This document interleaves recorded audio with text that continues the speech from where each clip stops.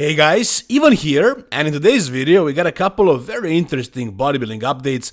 The first one is gonna be probably the last physique update from Regan Grimes in this year, 2024. We are almost in 2025, and we're gonna see what Regan is gonna do next year.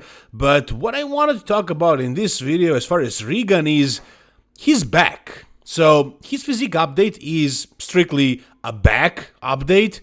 And I don't want to mention the obvious. We all know if he wants to be the top guy, he needs to put on more tissue. This amount of muscle mass is probably not going to cut it. But when I saw this physique update, this back update, the thing that I thought was, who really has a better back than Regan Grimes in today's modern bodybuilding?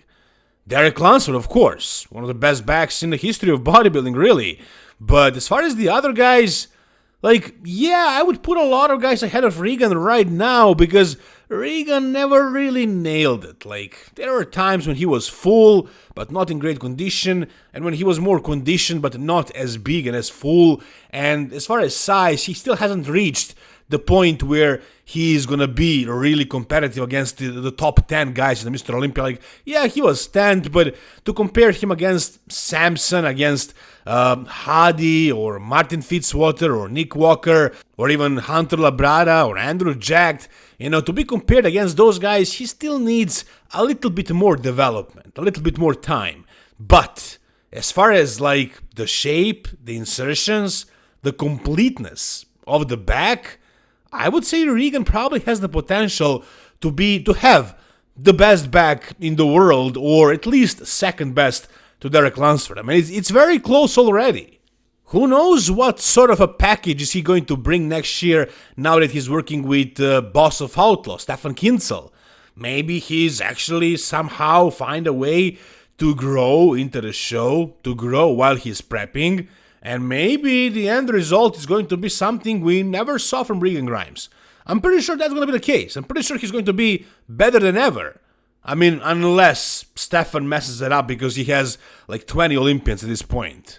But I'm pretty sure with Stefan's knowledge and also with Regan being probably more motivated now that he's working with probably the best coach, the best active coach in the world right now. Now that Matt Jansen and Hani Rambod are retired, I don't consider Samson's wife Marlena a coach because she's not coaching other people, she's just helping her husband, Samson. So as far as the active coaches who are working with a lot of bodybuilders, I would say Stefan is the number one guy right now. And I know what it's like when you start working with a coach who you trust, who you respect, and you want to prove yourself to them, and also when they have the knowledge and they devote themselves to you, you're probably going to be your best ever. Now, I would prefer to have seen Regan reach 350 pounds or 40 in the off-season and actually see him be 300 on stage, like Samson. They are same height. That's not going to be the case, but, maybe Regan was off this entire off-season. And when he starts blasting, he's going to stay at 300 pounds and not get much lighter than that and just get harder and sharper and more conditioned. And in the end, maybe he's actually going to be better than ever, bigger than ever as well.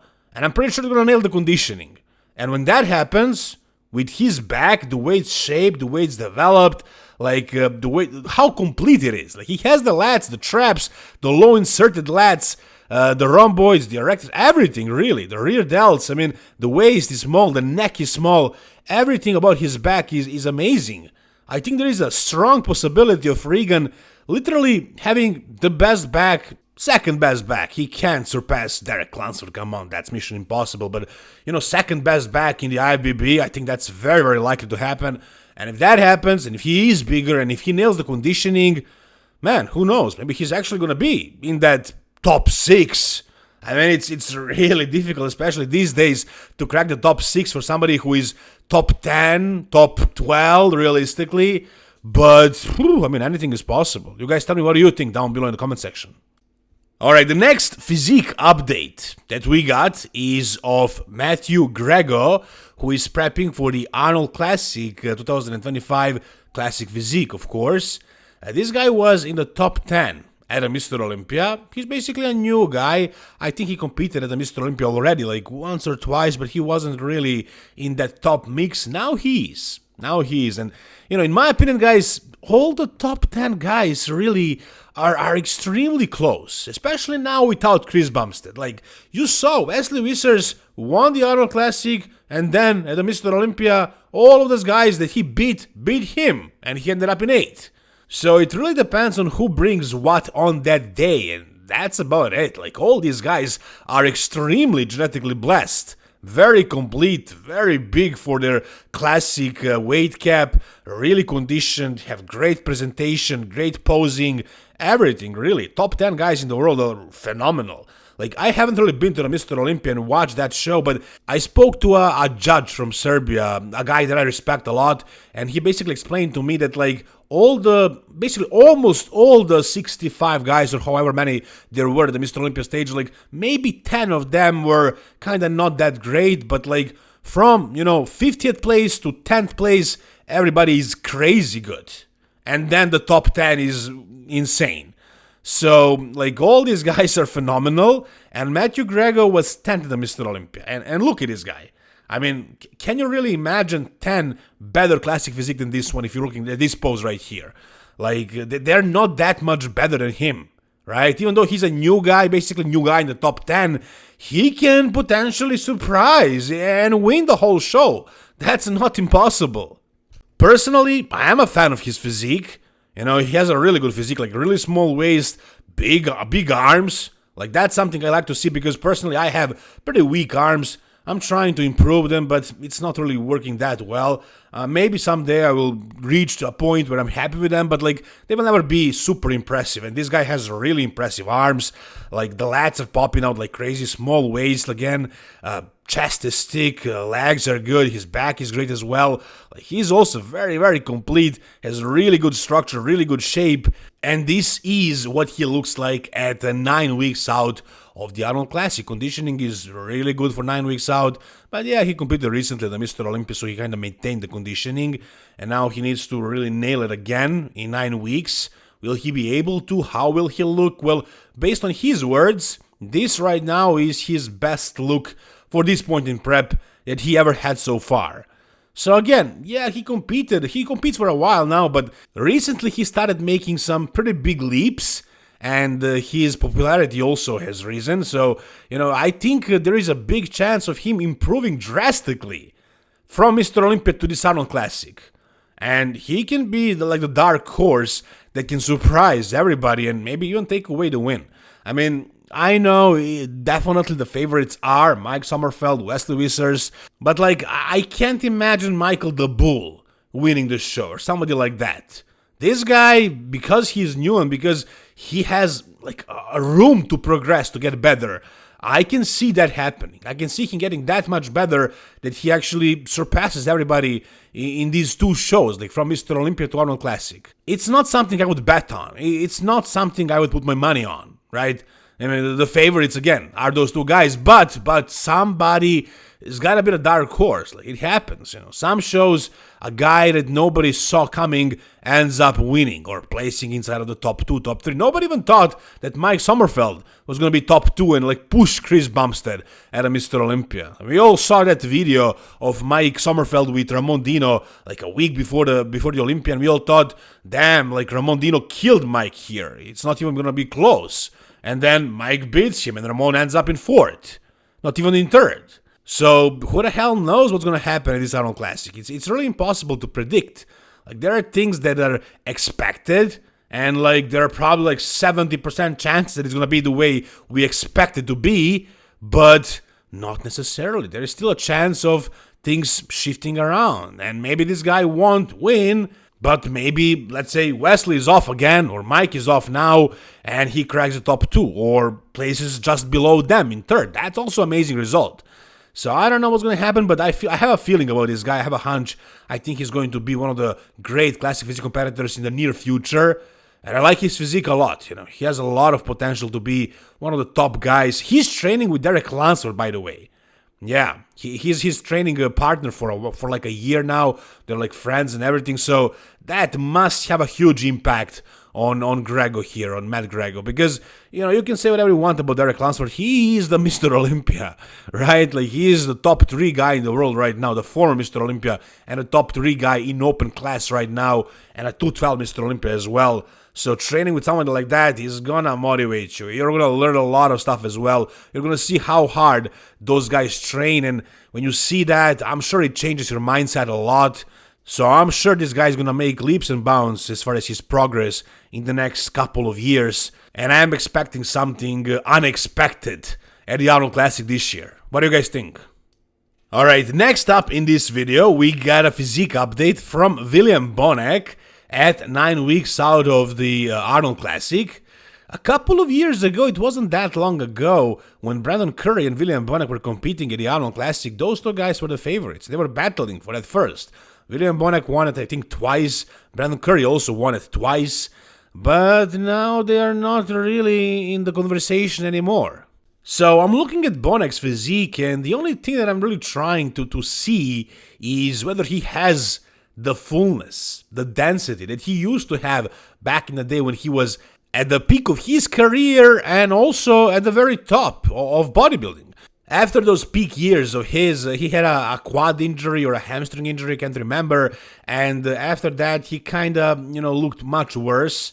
He lost a lot of fullness and he wasn't in great condition, his legs were down in size, and then he started working with Stefan Kinsel, and he somehow revived his physique, but he never really brought it to the level of where it was when he was at his best. And the only thing that he didn't bring back is the fullness. I don't know if you guys are new to the sport or even if you remember what Bonac was like back in the day. I remember Louis Marco nicknaming him the Pitbull because he packed so much muscle on the frame, like it seemed impossible to put on a gram of muscle on that frame. When people would talk about Bonac's weaknesses, nobody would name a single body part that he was missing. Like, he was extremely complete. The only flaw that he has was maybe the structure. Like, he had a little bit more narrow shoulders, maybe a little bit thicker waist, and he was like a short, really crazy, big, massive guy on a short and small frame. Like, that was his problem, the frame, but like muscularity-wise, he was maxed out. Like, he had muscle everywhere, popping out like crazy. Now, at that point, all he could do is basically maintain that size, that level of fullness. But unfortunately, apparently, it wasn't possible. However, when he got the legs back after losing them, he got them back to a point where they are decent, and plus he nailed the conditioning. He was still able to win pro shows. I mean, last year, actually this year, he won, I believe, Spain Pro, if I'm not mistaken, and he also did well at a Mr. Olympia. And, I'm saying well, but at one point, well for him would be winning the Mr. Olympia, or placing inside of the top 2, top 3. That's where he was. But, he went a little bit lower in ranks, and he's still able to do a really good job. He's still a top 10 bodybuilder. He's still winning pro shows, going to the Mr. Olympia and doing all that, but his peak is gone.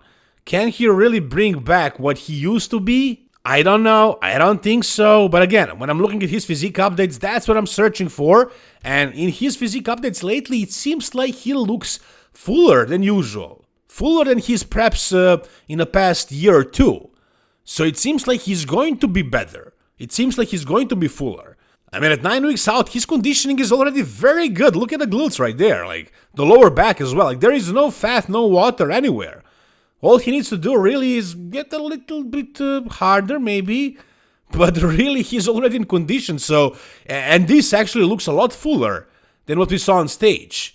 So hopefully he's not going to lose a lot of fullness when he gets truly peeled for the stage, but he's very close to stage conditioning. So I think there is a strong possibility of William Bonac coming back and looking better than he did for the past couple of years.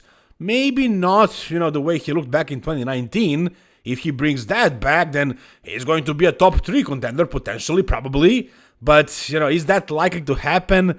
I wouldn't say so, but who knows, maybe we'll be surprised. I mean, again, here he looks pretty full, I think he improved. I think he's going to be better at the Arnold Classic than he was at a Mr. Olympia or Spain Pro or Dubai Pro or any show this year. Oh my god, I can't figure out if it's still 2024 or 2025. But yeah, I mean, next year, at the Arnold Classic 2025, I think we're going to see a really good version of William Bonac. Where do I have him placing? Whew, I'll wait for that one. I have no idea at this point. I'll make a prediction at some point, but as of right now, I don't know. Maybe you guys have an idea. If you do, tell me down below in the comment section. If you guys enjoyed this video, give it a thumbs up. And if you want to help me reach the 50k subscribers, I'm very close at this point, just subscribe, guys, if you're not already. And also, if you're looking for a coach, somebody who is pretty affordable and very available for you guys, constantly there on their phone, like when you DM me, I reply very fast. So if you want a coach like that who is going to devote themselves to you and also who is not charging a lot of money, you can go to my Instagram, just type even bodybuilding and DM me over there. We can talk about it. Again, guys, thank you so much for watching. See you soon. All the best and bye-bye.